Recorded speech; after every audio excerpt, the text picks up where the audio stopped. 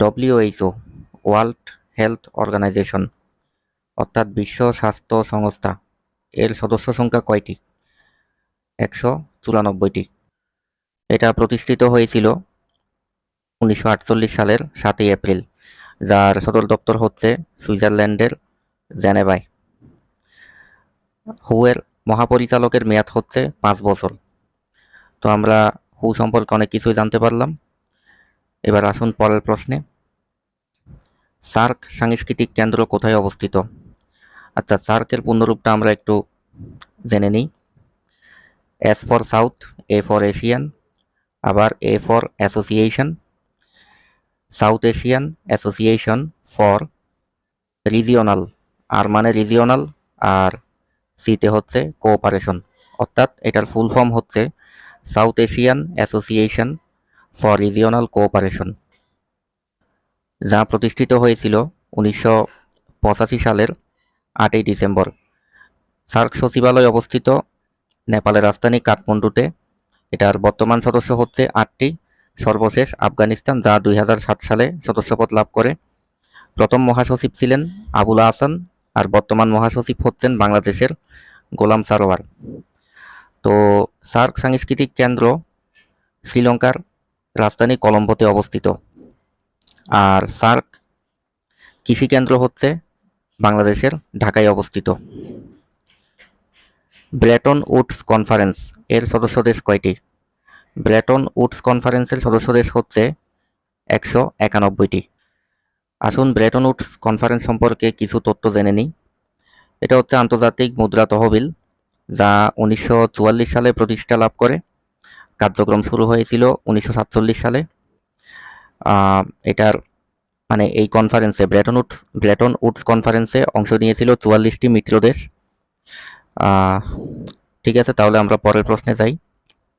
আইসিআরএম এর প্রতিষ্ঠাতা কে?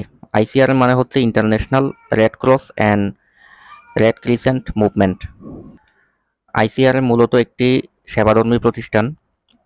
এটার কাজ কি? এটার কাজ হচ্ছে যুদ্ধ ও সংঘাতে আহত ব্যক্তিদের সহায়তা প্রদান করা। আমি আরেকবার বলি, আইসিআরএম এর কাজ হচ্ছে যুদ্ধ আর সংঘাতে আহত ব্যক্তিদের সহায়তা প্রদান করা। এটার সদর দপ্তর হলো সুইজারল্যান্ডের জেনেভায়। তাহলে আইসিআরএম এর প্রতিষ্ঠাতাকে হেনরি ডুনান্ট। সাহারা মরুভূমি কোথায় অবস্থিত? সাহারা ডেজার্ট, এটা হচ্ছে সৌদি আরবের দাহনায় অবস্থিত। চীন রাশিয়ার মাঝে কোন বাফার স্টেটটি রয়েছে? আচ্ছা, বাফার স্টেট মানে কি এটা সম্পর্কে আমরা একটু জেনে নিই। বাফার স্টেট মানে হচ্ছে এমন একটি এরিয়া বা দেশ যেটা হচ্ছে দুইটা শক্তিশালী শত্রু রাষ্ট্রের সীমান্তের মাঝে অবস্থিত। এটা হচ্ছে দুইটা শক্তিশালী শত্রু রাষ্ট্রের যে সীমান্ত থাকে, সেই সীমান্তের মধ্যে যে সেফ জোনগুলা, সেফ এরিয়াগুলা, যেখানে আমার জানা মতে যুদ্ধ কার্যক্রম নিষিদ্ধ থাকে, এগুলাকে বাফার স্টেট বলে। তো চীন রাশিয়ার মাঝে এমন একটি বাফার স্টেট হচ্ছে মঙ্গোলিয়া। জার্মানি আর ফ্রান্সের মাঝে আছে হচ্ছে বেলজিয়াম, আর ভারত আর চীনের মাঝে আছে দুইটা দেশ, নেপাল ও ভুটান। জাতীয় নিরাপদ সড়ক দিবস কোন তারিখ? 22শে অক্টোবর। V20 গ্রুপ কত সালে প্রতিষ্ঠিত হয়? অর্থাৎ ভালনারেবল 20 গ্রুপ, এটা প্রতিষ্ঠিত হয় হচ্ছে 2015 সালে। তো এটা সম্পর্কে আমরা একটু জেনে নিই। এটা হচ্ছে জাতিসংঘের উন্নয়ন কর্মসূচি, যেটা ইউএনডিপি নামে পরিচিত। এই ইউএনডিপির যেই সিবিএফ আছে, ক্লাইমেট ভালনারেবল ফোরাম, এই সিবিএফ এর সাথে হচ্ছে V20 গ্রুপটা জড়িত। আমি একটু সহজভাবে বলি, এই V20 গ্রুপটা হচ্ছে সিবিএফ এর সাথে জড়িত, অর্থাৎ ক্লাইমেট ভালনারেবল ফোরামের সাথে। 20টা দেশ নিয়ে এটা গঠিত, এই জন্য নাম হয়েছে V20।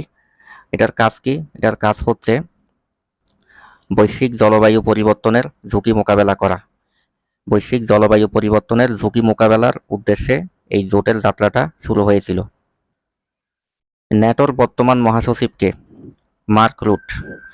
তো ন্যাটো সম্পর্কে আমরা কিছু গুরুত্বপূর্ণ ইনফরমেশন জেনে নিই। ন্যাটো গঠিত হয়েছিল দ্বিতীয় বিশ্বযুদ্ধের পরে উত্তর আটলান্টিক চুক্তির মাধ্যমে, যেটা হচ্ছে ওয়াশিংটন চুক্তি নামেও পরিচিত। আরেকবার বলি, উত্তর আটলান্টিক চুক্তির মাধ্যমে এটা গঠিত হয়। এই উত্তর আটলান্টিক চুক্তি ওয়াশিংটন চুক্তি নামেও পরিচিত। ন্যাটো কোন ধরনের জোট? এটা হচ্ছে রাজনৈতিক ও সামরিক জোট। রাজনৈতিক ও সামরিক জোট। ন্যাটো প্রতিষ্ঠিত হয় 1949 সালের 4 এপ্রিল, যার সদস্য হচ্ছে বর্তমানে 32টি। সর্বশেষ সদস্য হচ্ছে সুইডেন, যা 32তম সদস্য। ন্যাটোভুক্ত দুইটা মুসলিম দেশ হচ্ছে তুরস্ক ও আলবেনিয়া। এবার আমাদের সর্বশেষ প্রশ্নে চলে আসি। G7 গ্রুপ অফ 7, G7 সদস্যদের মধ্যে কোন দুটি দেশ প্রথম ফিলিস্তিনকে স্বীকৃতি দেয়? লন্ডন অর্থাৎ যুক্তরাজ্য আর কানাডা, এই দুইটা দেশ হচ্ছে ফিলিস্তিনকে স্বীকৃতি দিয়েছে। কবে? একদম সম্প্রতি, এই যে গত মাসের 21 তারিখ, 21শে সেপ্টেম্বর 2025 তারিখে যুক্তরাজ্য কানাডা ফিলিস্তিনকে স্বীকৃতি দেয়, যেগুলো হচ্ছে G7 ভুক্ত।